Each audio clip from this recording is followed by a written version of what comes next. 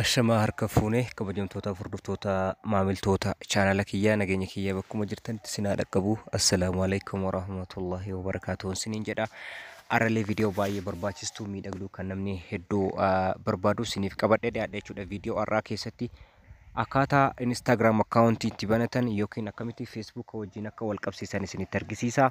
Kunis waan baay'ee barbaachisaadha jechuudha. Namni hedduun waan barbaaduuf jechuudha. Instagram akkaawuntii akkamitti akka banatan Instagramii kana banachuudhaan viidiyoowwanii fi suuraalee adda addaa achirratti poostii gochuudhaan akkasuma maallaqa irraa gochuuf akkuma sooshaal miidiyaa biraa itti fayyadamuudhaaf waan isin fayyadudha. Kanaafuu jalqaba namoonni chaanala kiyyaaf haaraa taatan yoo jiraattan sabiskiraayib gochuun viidiyoo tana eegalaa isiniin jedha. Akkasuma laayik godhaa isiniin jedha. Amma kallattumaan gara barnootaatti isin dabarsaa. Viidiyoo tana hanga dhumaa daawwadhaa. Wanni isiniif hin galle yoo jiraate koomentii naaf barreessaa. Amma kallattumaan gara barnootaatti isin dabarsa. Hayyee kabajamtootaa fi hordoftoota kiyya calqaba kiroomii keessan ni bantanii yookaan googilii keessan ni bantanii biroozarii barbaaddan yookiin internet biroozarii ta'uu danda'a, kiroom biroozarii ta'uu danda'a. Kana ni bantanii bakka sarchi batanii kanatti jechaadha. Instagram.com jettanii sarchi gootan jechuudha. Instagram.com sarchi gootanii sarchi gootan as biratti aayikanii fi akkasuma loogoo isaa wajjin isinii dhufa bakka xiyyaan isinitti argisiisu kana biratti jechuudha. Kilik gootanii bantanii daayirektiin gara interfeesii isaatti isin fudhata jechuudha. Daayirektiin gara Instagramiitti isin fudhata. Kunis kubbaaniyaan kunis jechuudha. Kanuma warra Facebookaatiin meettaadha jechuudha maqaan isaa akkasuma. Kanaaf jalqaba haala kanaan isinii bana. Amma kana gaddeemtanii iddoo sign up jedhu kana tuqxanii sign up yoo tuqxan jechuudha. As biratti waan isin gochisuus jira, maqaan jira, username fi password waan afurii ka guuttanii mobile number yookaan emailii ittiin banuudhaaf tokkoffaa barbaadan bilbila yookiin mobile yookiin immoo emailii keessan galchitanii lammaffaa irratti full name keessan maqaa keessan guutuu akkasuma username fi password galchitanii jechuudha.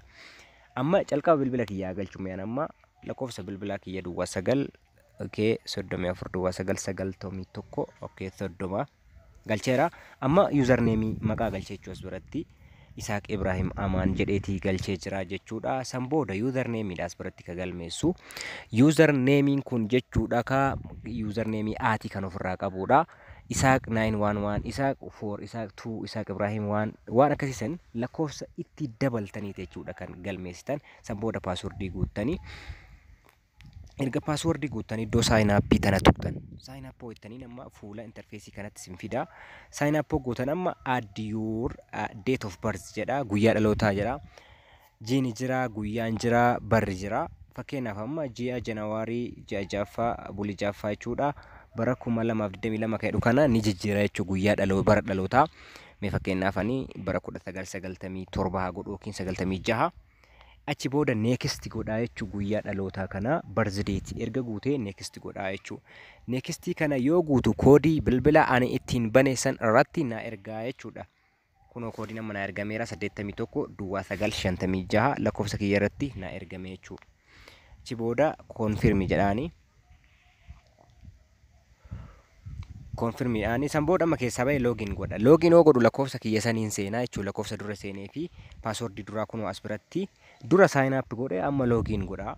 Kunoo lakkoofsa bilbilaa kiyya amma duwwaa 9 kunoo galcheera password kiyya barreesseera kunoo. Achi booda login jedhaani as biratti login jedhaani hidu beekaatiif godhe waan ta'eef login jedhaan jechuudha. Kallattiin garas na fudhataa jechuudha. Amma kallattiin gara interfeesii kana amma kunoo as biratti save your login information. Login information keessan save gootan yeroo biraa browserii kana yoo kanaaf as biratti turn on gootan jechuudha. Notification waan haaraa isinii dhufuuf turn on godhattanii jechuudha as biratti. San booda ka namoota Instagram fayyadaman as biratti isinii fida. Namoota hedduu popularii ka ta'an isinii fida. Yoo sarchi gootan immoo sarchiidhaan isinii fida. Just akkuma Facebookaatti jechuudha wantichi. Kunoo fakkeenyaaf Cristiano Ronaldoon as bira jira. Kunoo inni fayyadamaati jira. Mee fakkeenyaaf irratti kilik godhee jechuudha. Profile isaa akkaawuntii profile isaa haa ilaalu. As bira yoo ilaaltan kunoo fakkeenyaaf Cristiano Ronaldo jedha. Nama miliyoona 529 hordofaa. Akkasuma poostii 3418 suuraawwan isaa as bira jira. Waan inni poostii godhe suuraawwan isaa kunoo as bira jira jechuudha. Anamma aad godhuuf bakka waan wayii poostii godhuuf bakka plus icon bakka amma xiyyaan agarsiise kana tuqaa.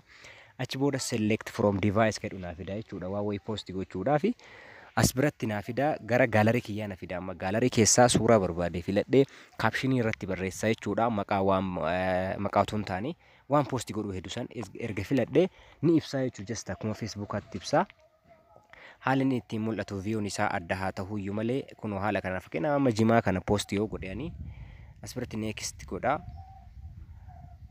Achi booda kunoo haala amma argaartan kanaan filter maal waan jedhu fidaa edit gochuu dandeessanii ammas neekistidhuma gootanii jechuudha. Kaapshiniin jira wanni irra barreessitan kaapshinii ammas biratti kunoo username kiyya Isaaq Ibroo 911 kana username kiyya Isaaq Ibroo 911 kana as biratti kunoo fakkeenyaaf amma jimaan madda galii olaanaadha jedhee barreessume kunoo barreesseeti jira. Achi booda share godhaa jechuudha. Share godhaa namoota bira naaf gahaa jechuudha. Kunoo your post has been shared jedha kunoo postiin kan kee share taheeti jira post taheeti jira jedha jechuudha. Haala kanaan fayyadamuudha dandeessan jechuudha. Waan share ta'e kanas ammoo irra deebitanii waan uumamee ilaaluu dandeessanii profaayilii keessan jijjiiruu dandeessanii just waan nama dhibuu miti. Haala kanaan itti fayyadamaa isiniin jedha. Kanarraaf jenne kanuma horaa deebilaa guddaa isin jaaladha. Bye bye.